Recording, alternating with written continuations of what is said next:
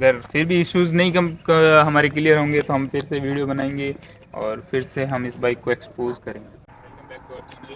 आज हमारे साथ में हैं अर्जुन सिंह, ये अप्रीलिया के ओनर है। इनकी अप्रीलिया है जो फर्स्ट लोड के अंदर आई थी और सबसे पहले इन्होंने ही लिया इस फर्स्ट लोड के अंदर। तो आज हम इनको है जो 1 साल हो गया है बाइक लिए हुए, तो आज हम जानेंगे इसका रिव्यू कि क्या क्या इसमें एडवांटेज है, क्या डिसएडवांटेज है, पूरा रिव्यू देखेंगे। क्योंकि शुरुआत में तो बाइक टाइम हो जाता है, उसके बाद में मैंने पता चलता है कि बाइक में क्या इश्यूज रहे हैं क्या नहीं रहे हैं। तो इसका कंप्लीट रिव्यू है जो अभी अर्जुन भैया करेंगे।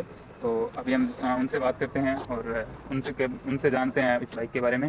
तो कैसे हो भैया? बहुत बढ़िया यार, बढ़िया तो क्या ही बोलूँ मैं, बट ठीक है, कर रहा हूँ बाइक के साथ में, काफ़ी स्ट्रगल कर रहा हूँ। तो आज आप फुल रिव्यू बताओ, 1 साल में आपने क्या क्या इसमें इश्यूज फेस किए हैं, क्या क्या इसमें आपने प्लस पॉइंट देखा है, क्या इसमें नेगेटिव देखा है। प्लस पॉइंट तो मैं आपको यही कहना चाहूँगा कि इसका लुक काफ़ी अग्रेसिव है और बाइक काफ़ी बल्की दिखती है, लगभग अग्रेसिव होता है, स्पोर्टी लुक होता बट है। आप तो फिर भी लुक के इस अलावा हमें ऐसे इंजन के बारे में बताओ, इसकी माइलेज के बारे में बताओ, इसकी परफॉर्मेंस के बारे में बताओ, क्या क्या आपने issues face माइलेज किए हैं। और परफॉर्मेंस का तो मैं कहना चाहूँगा कि ये बहुत ज़बरदस्त है और ये सही में सेगमेंट किलर है। जैसा कि लोगों ने बोला है इसको सेगमेंट किलर, ये सही में सेगमेंट किलर है। बट अब ये अप्रीलिया की अब ये गलती हो सकती है या फिर वो अप्रीलिया इसे सही कर सकता था या इन फ्यूचर इसे सही कर लेगा, वो एक अलग टॉपिक हो सकता है इस बारे में। बट मैंने इस बाइक को लेने टाइम इतना नहीं सोचा था, मैंने बस यही था मेरे माइंड में कि मुझे अप्रीलिया लेनी है, बिकॉज अप्रीलिया मोटो जीपी के अंदर कम्पीट करती है। तो मैं तो इस बाइक को पहले से ही जानता था कि हाँ ये बाइक होती है और काफ़ी इटालियन बाइक है तो काफ़ी अच्छी होती है। और बाकी तो ब्रांड देख के आपने इसको ट्रस्ट करके इस बाइक को परचेज किया है। हाँ, अब इस बाइक का तो जैसा कि आपको पता ही है, लाइक लुक के लिए तो ये बहुत ही ज़्यादा मानी जाती है।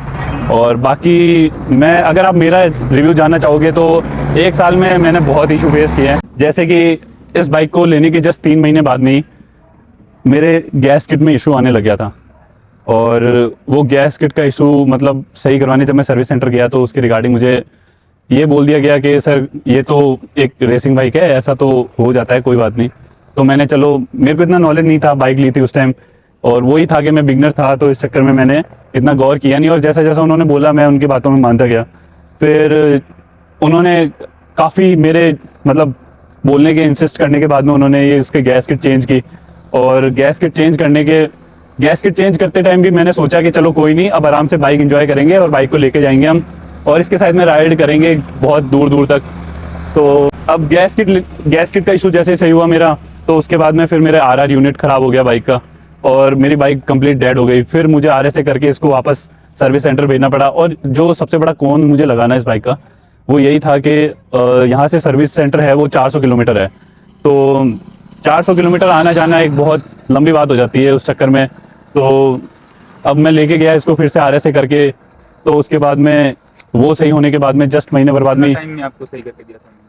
तो उन्होंने तकरीबन, ये भी एक मैं कहना चाहूँगा कि ये अप्रीलिया की एक बहुत बड़ी गलती थी, वो इसे काफ़ी इंप्रूव कर सकते थे कि लाइक उन्होंने जैसे सर्विस सेंटर में कोई भी बाइक आई तो उसके लिए उन्होंने महीना भर लगा दिया और जब मेरी कंपनी से इस बारे में बात हुई तो उन्होंने बोला कि उन्हें डीलरशिप से पैसा नहीं मिल रहा है। और अब ये इन दोनों की पॉलिटिक्स के बीच में मैं ये कहना चाहूँगा कि कस्टमर उनके बीच में फंस चुका है। तो कर रहा है सबसे ज्यादा वो। बस वही है कि लाइक हाँ, कस्टमर सफ़र कर रहे हैं उनके चक्कर में। 1 डेढ़ महीने बाद में आपकी बाइक वापस मिली दोबारा से सही। अब उसके अगर जैसे मैंने आरआर यूनिट सही करवाई तो उसके बाद में फिर मेरे रिम बैंड हो गए। तो अब रिम बैंड का भी ऐसा था कि लाइक मैंने यहीं, मेरा कोई जानकार था तो उसने मेरा कैसे ही करके आके रिम सही किया था उसने। तो मैंने न्यू की कॉस्ट पता की तो वहाँ पे न्यू की कॉस्ट आ रही थी अराउंड 7 to 8 की आ रही थी, तो मैंने यहीं से करवाना सही समझा उसको। तो वो करवाने के बाद में फिर मेरे इंजन हेड का इशू आ गया था जो काफ़ी अप्रीलिया के अंदर काफ़ी कंट्रोवर्सी हुआ था उसके अंदर। तो वो कंट्रोवर्सी हुई तो उसके चक्कर में फिर मेरा इंजन हेड रिप्लेस हुआ और वो जो इंजन हेड रिप्लेस हुआ मेरा, उसके लिए भी कंपनी वालों ने, आई मीन सर्विस सेंटर वालों ने 2 महीने का वक्त ले लिया था, तो इसलिए 2 महीने तक बाइक वहीं खड़ी रही। और वो होने के बाद में जैसे ही मैं वहाँ से आया तो 1 ही हफ्ते बाद में मेरे बाइक का इंजन कंप्लीट सीज हो गया। अब आप मानोगे नहीं कि लाइक 9 महीने हुए थे मुझे बाइक लिए हुए और उसमें से भी 6 से 7 महीने इस बाइक ने सर्विस सेंटर में निकाले हैं। और उसमें भी आप ये मानोगे नहीं कि आप खुद सोचो कि आप कितना फ्रस्ट्रेट हो जाएगा आदमी कि लाइक आपका इंजन हेड रिप्लेस हुआ है और इसके बाद में इंजन सीज हो गया, वो भी नई बाइक का। तो उसके बाद में फिर काफ़ी कंट्रोवर्सी हुई। मैंने एक वीडियो भी अपलोड किया था, एक रील काफ़ी वायरल हुई जो बहुत सारे यूट्यूबर्स के पास में पहुंची और उन्होंने भी मेरा वो वीडियो लगाया था और उसके रिगार्डिंग वीडियोस बनाए थे। तो फिर अप्रीलिया की नींद जगी और इनके हेड का मेरे पास कॉल भी आया था। मैं नाम नहीं लूँगा उनका, बिकॉज वो हेड है तो सही नहीं रहता है, ठीक है।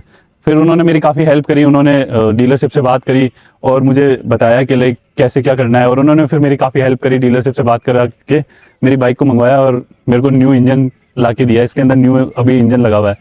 तो न्यू इंजन लगने के बाद में भी जैसे मैंने एक सर्विस करवाई और अभी मुझे लगभग 1 साल हो गया होगा।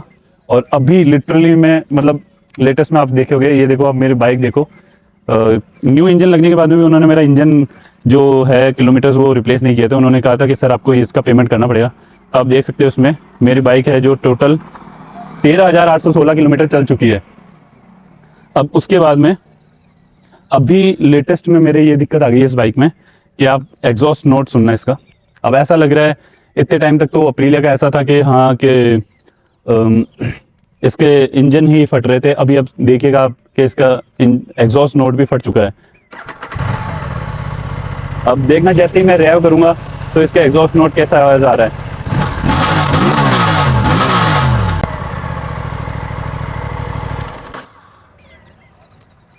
तो गाइज अभी हमने पूरा रिव्यू है जो अभी सुना है इसके बारे में।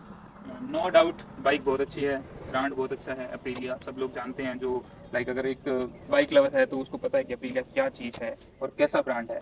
बट इंडिया के अंदर है जो उसने बहुत इतना गौर नहीं किया होगा शायद। नो डाउट लुक बहुत शानदार है, पावर बहुत शानदार है, बट जो कंपनी है या फिर जो भी डीलरशिप है या फिर जो भी सर्विस है बहुत ज़्यादा कोऑपरेटिव होना चाहिए था। अगर बाइक ले लेते हैं तो 2-3 महीने तक वो bike I don't know why वो ऐसा कर रहे हैं। क्योंकि एक बंदा है अगर वो 6-7 लाख रुपए इन्वेस्ट कर रहा है एक बाइक के अंदर और वो अगर 12 महीनों में 9 महीने अगर बाइक सर्विस सेंटर पे दे रहा है तो आप सोच सकते हो खुद की इसके क्या कि मैंने जो 6-7 लाख रुपए इन्वेस्ट किए हैं वो वर्थ इट है या नहीं है। क्योंकि आप खुद समझ सकते हो कि हमारी बाइक अगर कोई 2 दिन के लिए भी लेके जाता है ना तो हमें ऐसा लगता है कि वो वापस कब देगा, वापस कब देगा। बाइक का जो सर्विस सेंटर सच में जो एक यूट्यूबर है या सच में जो मोटो ब्लॉगिंग करना चाहता है, जो राइडिंग करना चाह रहा है, तो वो कैसे कर पाएगा अगर बाइक बहुत ज़्यादा चल जा रही है तो बहुत ज़्यादा हीट प्रोड्यूस कर रही है। अभी मैंने खुद ने इसको चला कर देखा है कि थोड़ी ही दूर में इसमें बहुत ज़्यादा टेम्परेचर जो इस बाइक का हाई हो गया था और एग्जॉस्ट साउंड बहुत ज़्यादा नॉइस कर रहा है। और ये सब चीज़ें इंजन रिप्लेस के बाद हुई है।